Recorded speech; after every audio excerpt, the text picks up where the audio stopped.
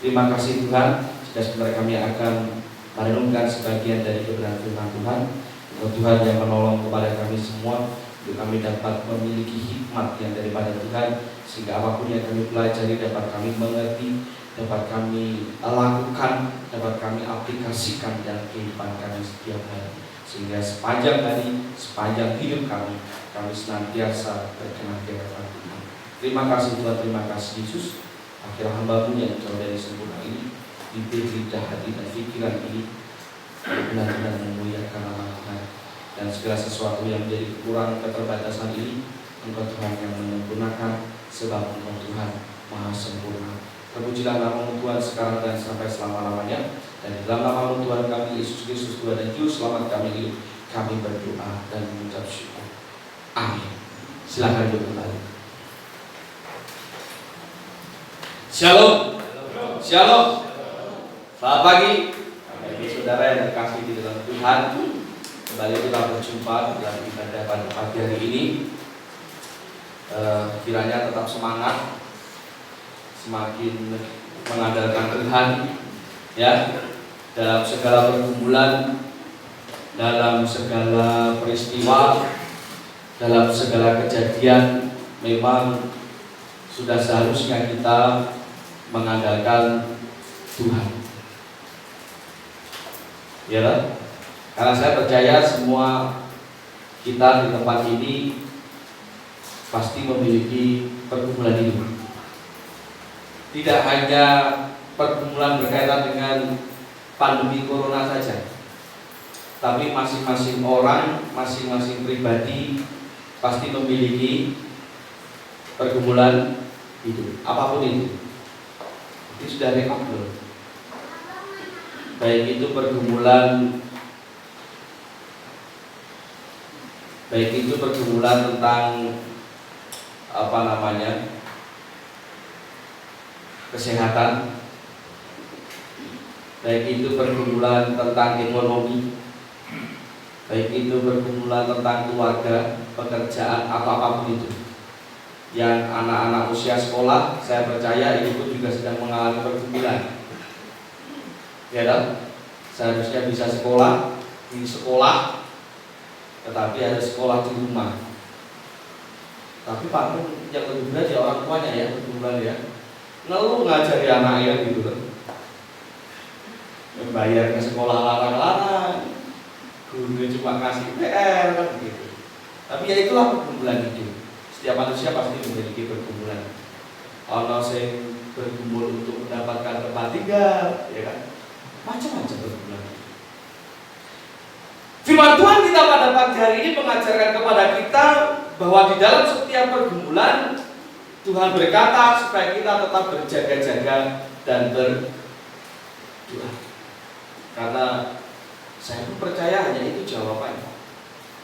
Seperti yang tertulis dalam kitab Lukas pasal yang ke-21. Lukas pasal yang ke-21 ayat yang ke-36.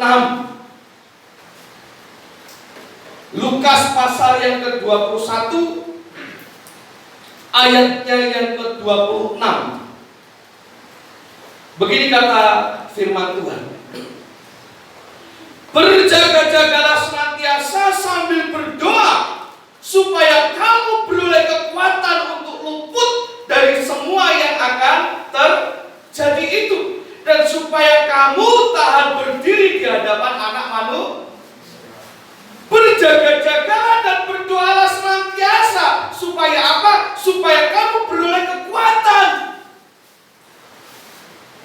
Perintah Tuhan jelas, supaya kita tetap berjaga dan berdoa.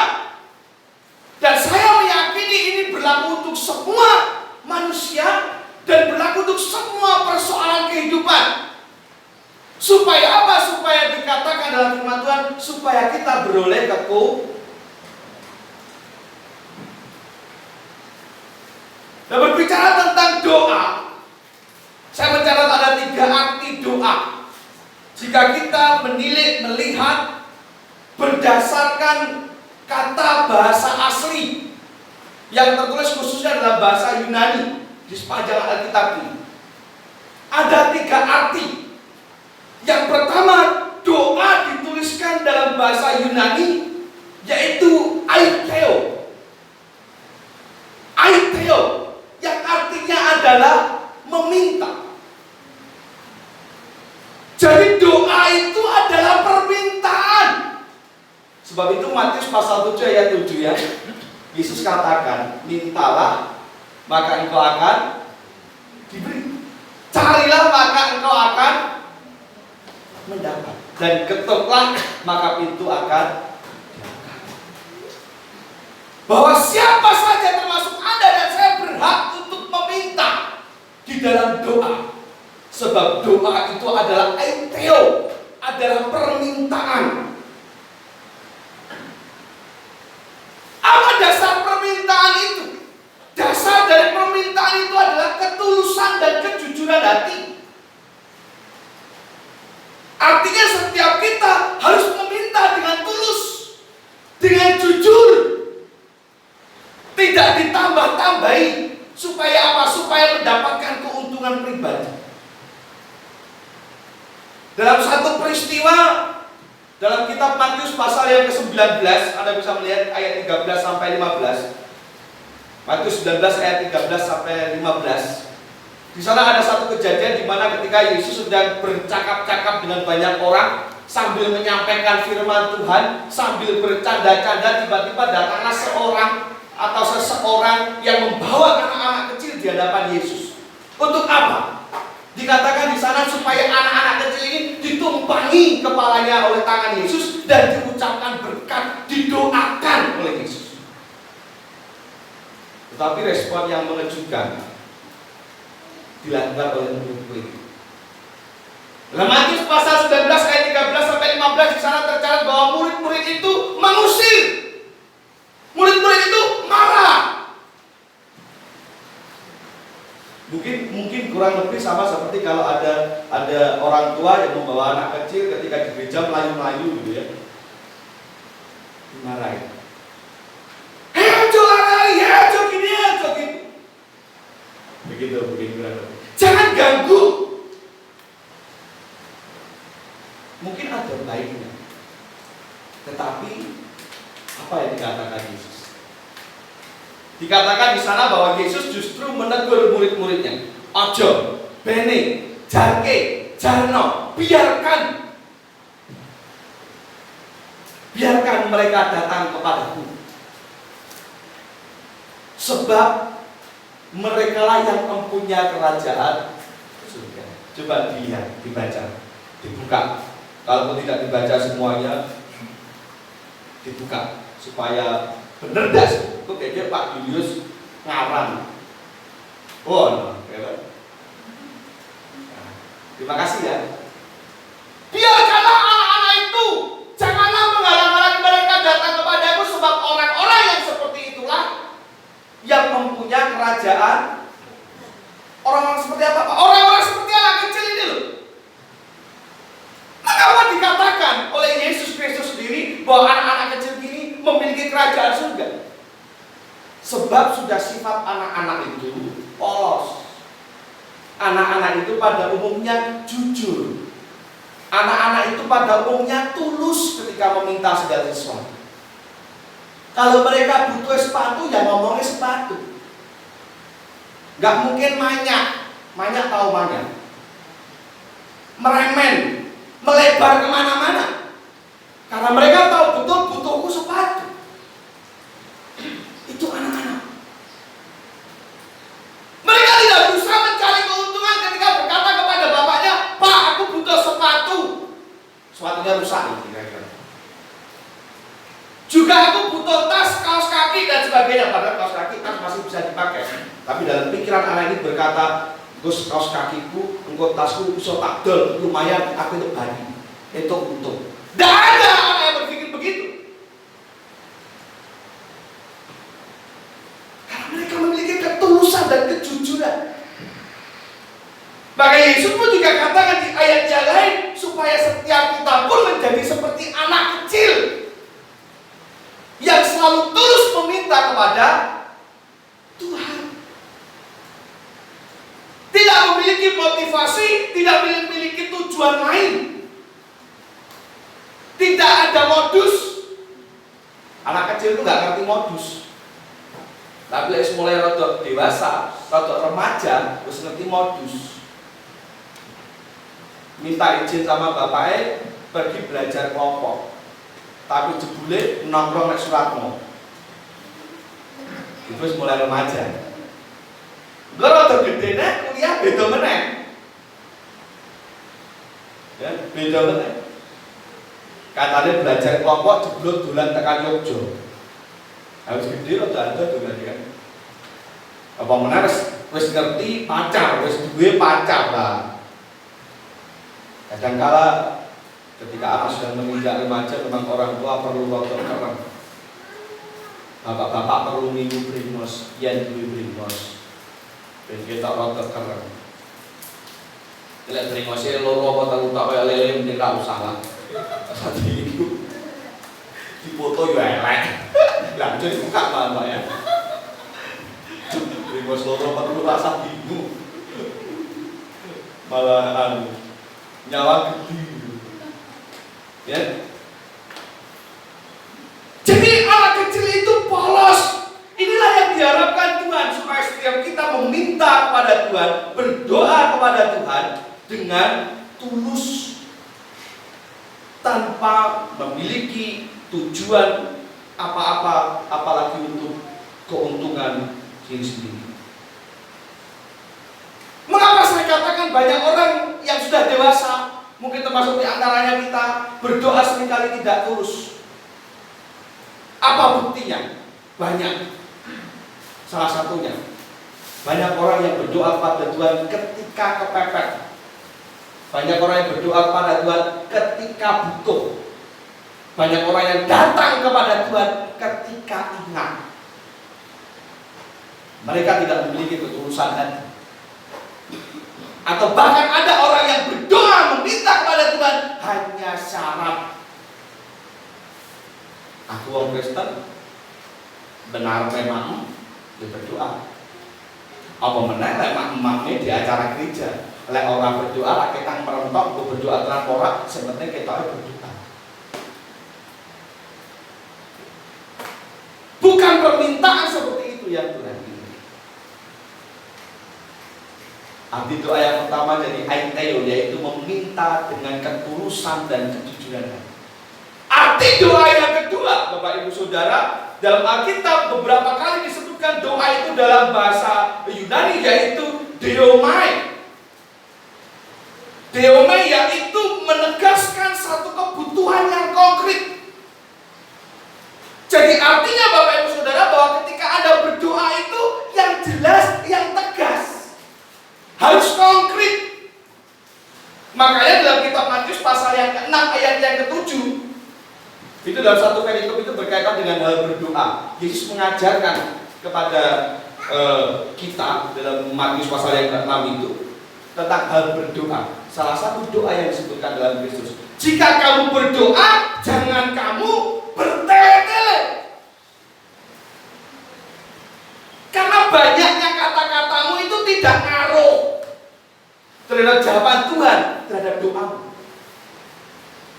Makanya ketika Anda berdoa yang konkret, yang jelas. Misal anak sekolah, lagi-lagi anak sekolah, ya, seragamnya suwek.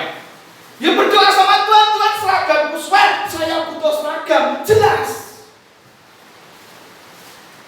Yang baru lulus kuliah atau lulus SMA, pengen kerja dulu, berdoa yang konkret, Tuhan saya butuh pekerjaan.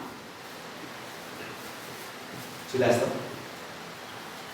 Sing jomblo bertahun-tahun, mana orang? Pak Bayu jomblo. Masa. Memintanya jelas, Tuhan berikan saya pasangan hidup, jelas konkret. Ibu-ibu juga bisa berdoa dengan konkret. Apalagi di masa pandemi begini ya. Mungkin ada beberapa suami yang penghasilannya berkurang karena dampak dari pandemi ini, sehingga menyebabkan sulitnya ekonomi dalam keluarga. hingga akhirnya kebutuhan hidup sulit tercukupkan. Berdoa yang konkret, bagaimana ya Tuhan, saya butuh uang untuk mencukupi kebutuhan hidup keluarga kami setiap hari. Konkret, jelas. Itulah yang disebut dengan diomai.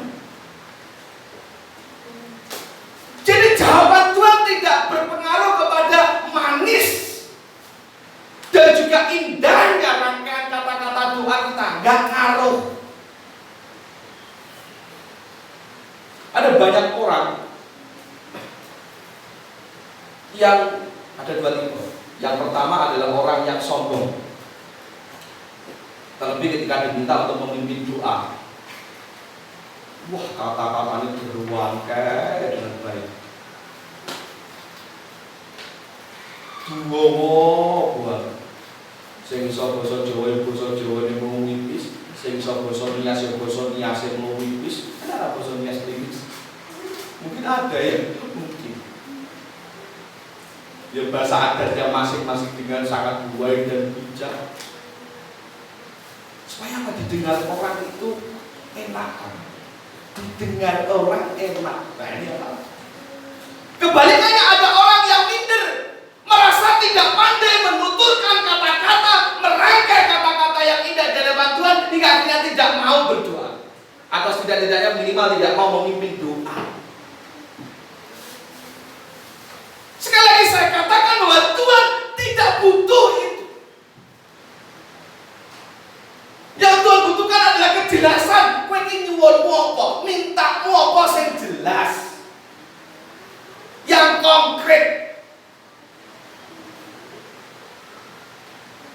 Makanya Tuhan katakan tidak ada bapa mengibaratkan dalam jawaban doa. Tidak ada seorang bapa yang memberikan pula kepada anaknya yang meminta roti. Anak minta roti, dikasih roti karena jelas minta roti.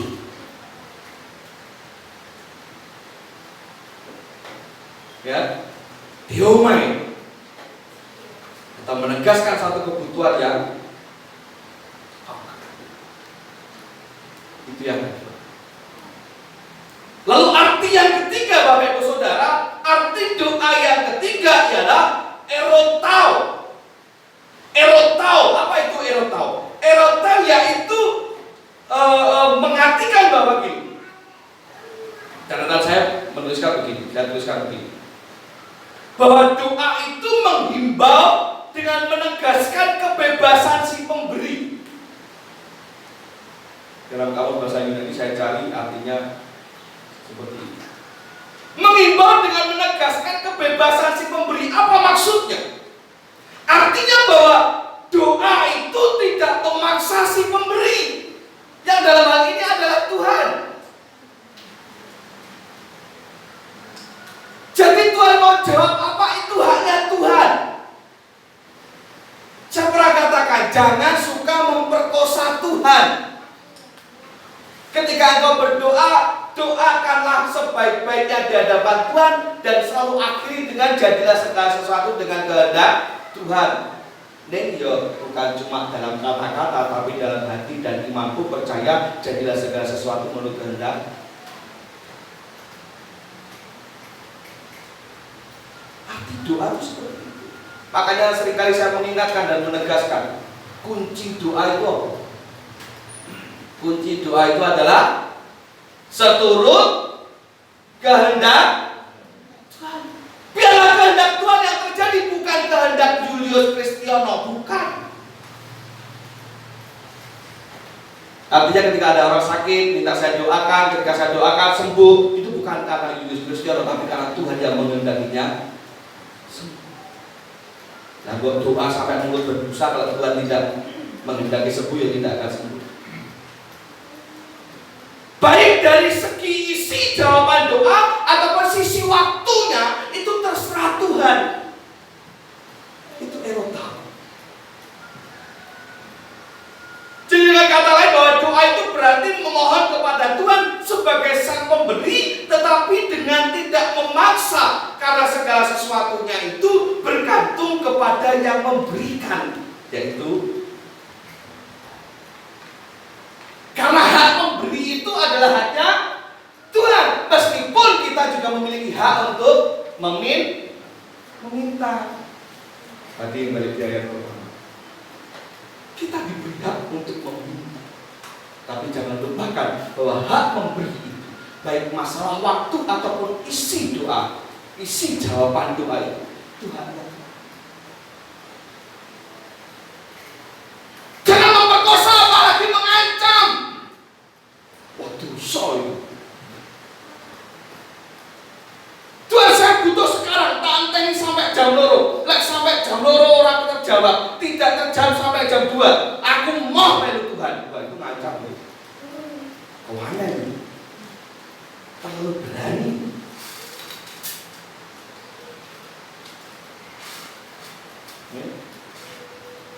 Hati-hati. Mari kita telisik dalam hati kita masing-masing. Bagaimana selama ini kita berdoa? Apakah seringkali kita memperkosa Tuhan, memaksa Tuhan menuruti keinginan kita, atau sebaliknya menyerahkan segala sesuatu yang seturut dengan kehendak? Jadi sekali lagi saya katakan, dua kunci daripada doa itu adalah seturut dengan kehendak. Pak, tapi kok lama gak dijawab? Ya memang Tuhan mengendalinya begitu. Saya pernah katakan juga begini, kalau lama doamu tidak terjawab, kemungkinan negatifnya karena mungkin masih ada dosa dalam dirimu. Tapi mari kita berpikir positif. Artinya apa ketika doa lama tidak terjawab? Artinya bahwa Tuhan melihat bahwa kamu masih Tuhan, kakiku sakit, kok gak sembuh-sembuh? Padahal saya sudah berdoa, pendeta A, pendeta B, pendeta C, semua sudah datang berdoakan, tapi gak sembuh-sembuh. Saya cuma ingin katakan bahwa itu artinya Tuhan masih melihat bahwa engkau sanggup menahan rasa sakit. Tuhan, saya sudah berdoa, kehidupan ekonomiku tapi tidak pulih-pulih. Seret terus. Kenapa Tuhan? Sekali lagi saya cuma mau katakan, itu artinya Tuhan melihat bahwa Anda masih. Tuhan, saya sudah bertahun-tahun berdoa pengen jual mobil. Lah butuh orang? Ya butuh Tuhan. Anakku gede-gede, numpak motor harus kayak numpak obrok, memontoran loro kok boros. Piye Tuhan kok lama gak dijawab? Saya cuma mau katakan pada diri saya sendiri bahwa itu artinya Tuhan melihat saya masih sanggup ngobrol. Asing banget. Kenapa? Pujian juga mengatakan suka-sukamu Tuhan, ya. Suka-sukamu Tuhan. Ya suka-sukamu Tuhan. Karena saya percaya walaupun Tuhan sak senang-senangnya memperlakukan hidup saya, tapi saya percaya bahwa sak senang-senangnya Tuhan itu tetaplah yang terbaik untuk saya dan untuk mati. Amin. Kamu tahu kalau segala sesuatu itu adalah kebebasan dari Sang Pemberi. Segala sesuatu itu terserah Tuhan. Jadi apa kesimpulan dari doa? Apa doa itu? Doa itu adalah satu hubungan. Doa itu adalah satu komunikasi antara manusia dengan Tuhan melalui sebuah permintaan, permohonan yang tulus dan juga konkret, serta jangan lupa bahwa dalam setiap doa kita itu selalu sesuai kehendak. Maka jika belum terjawab, bersabarlah. Dan jika tidak terjawab, percayalah bahwa doa kita tidak akan sia-sia. Selalu ada mukjizat di balik setiap doa yang kita sampaikan kepada Tuhan dengan tulus. Selalu ada jawaban yang terbaik. Karena saya selalu percaya Saelek-elek doa saya, ya, misalkan saelek-elek doa saya, Tuhan mendengar. Dan tidak ada satupun kata, bukan hanya kalimat, tidak ada satupun kata yang sia-sia. Ya, Tuhan memperhitungkan segala sesuatunya, baik dalam sisi waktu, baik dalam sisi isi dari jawaban itu. Tuhan sudah memperhitungkan. Tidak kita sabar. Tapi kesuwen Pak, sabar. Waktu Tuhan bukanlah waktu kita, begitu juga sekali. Tuhan itu jauh lebih tahu yang terbaik itu. Baik waktu, baik jawaban, baik apapun itu. Karena seringkali manusia terjebak pada keinginan daging, keinginan diri sendiri, kepentingan diri sendiri. Dan itu kita yang harus. Maka mari kita bertemu di dalam doa. Untuk segala pergumulan panjenengan semua, jangan ragu untuk meminta kepada, jelaskan dengan konkret kepada Tuhan. Gak usah malu. Aku isi Pak. Aku ngomong suatu Pak, jadi gak berani meminta. Saya pernah katakan, itulah tujuan iblis supaya membuat Anda merasa bersalah, hingga akhirnya malah akhirnya tidak mau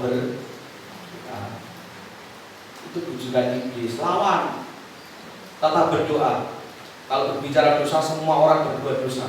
Semua manusia punya dosa, termasuk pendeta sekalipun. Siapa pun pendeta punya dosa. Tapi semua orang, masuk Anda dan saya, punya hak yang sama untuk meminta kepada. Percaya ada mukjizat di dalam. Jangan berhenti berdoa, jangan berhenti berharap, jangan berhenti meminta dan memohon kepada apapun itu, sampaikan kepada Tuhan dan serahkan segala sesuatu kepada Tuhan. Maka Tuhan akan memberikan segala sesuatu yang terbaik dalam kehidupan kita. Tepat waktunya Tuhan telah disediakan kita dan kiranya membutuhkan bagi kita semua. Bapa kami di surga, terima kasih untuk kebenaran firman Tuhan pada pagi hari ini. Kiranya dapat menguatkan kami dan menjadikan kami semakin taat, semakin dekat, dan semakin setia di dalam memanjatkan setiap doa dan pengharapan kami kepada Tuhan. Sebab kami percaya bahwa tidak ada yang mustahil di dalam Tuhan. Waktu Tuhan selalu yang terbaik dalam kehidupan kami. Kami percaya bahwa tidak ada satupun perkataan kami yang sia-sia ketika kami meminta kepada Tuhan di dalam doa dengan tulus dan jujur dalam hati kami. Berkati setiap anak-anakmu, jemaat Tuhan khususnya di Gereja Baptis Tuhan ini, supaya menyertai mereka dalam setiap pergumulan mereka, dan biarlah waktu Tuhan yang terbaik menjawab setiap doa mereka, mengiringi setiap langkah kehidupan mereka, dan menjadikan segala sesuatunya indah dan sempurna dalam kehidupan mereka. Terima kasih Tuhan. Terima kasih Yesus. Dalam nama Tuhan Yesus Kristus kami berdoa dan mengucap syukur. Amin.